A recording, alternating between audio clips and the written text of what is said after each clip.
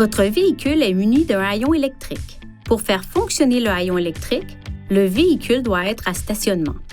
Que votre véhicule soit équipé du haillon activé par le mouvement ou non, n'importe laquelle des méthodes suivantes permet d'ouvrir ou de fermer le haillon électrique. Appuyez sur ce bouton du tableau de bord. Appuyez sur le bouton du haillon électrique de la clé intelligente et maintenez-le enfoncé, ou appuyez sur ce bouton situé ici sur le haillon. Lorsque le haillon commence à s'ouvrir, un signal sonore retentit pour indiquer que la séquence d'ouverture électrique a été amorcée. Pendant une ouverture ou une fermeture électrique, le haillon électrique s'arrêtera si l'on appuie sur l'un de ces boutons. Si l'on appuie une deuxième fois sur l'un de ces boutons, un signal sonore retentira et le haillon inversera sa direction. Il est possible de régler la hauteur d'ouverture du haillon en procédant comme suit. Ouvrez le haillon à l'aide de ce bouton ou de la clé intelligente.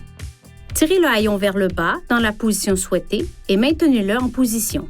Tout en maintenant le haillon en position, maintenez enfoncé ce bouton situé sur le haillon pendant un peu plus de 3 secondes ou jusqu'à ce que 2 signaux sonores se fassent entendre. Une fois que les bips ont retenti, le haillon ne s'ouvrira qu'à la position sélectionnée. Pour modifier la position, répétez cette procédure. Pour fermer le haillon, appuyez sur ce bouton du tableau de bord.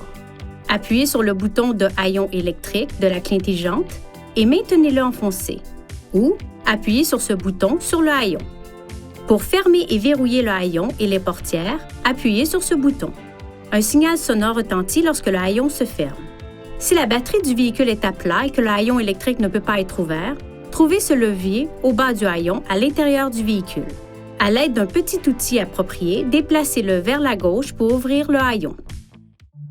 Veuillez consulter le manuel du conducteur pour obtenir des renseignements importants concernant la sécurité et les limites du système et pour en savoir davantage au sujet de son utilisation et de ses caractéristiques.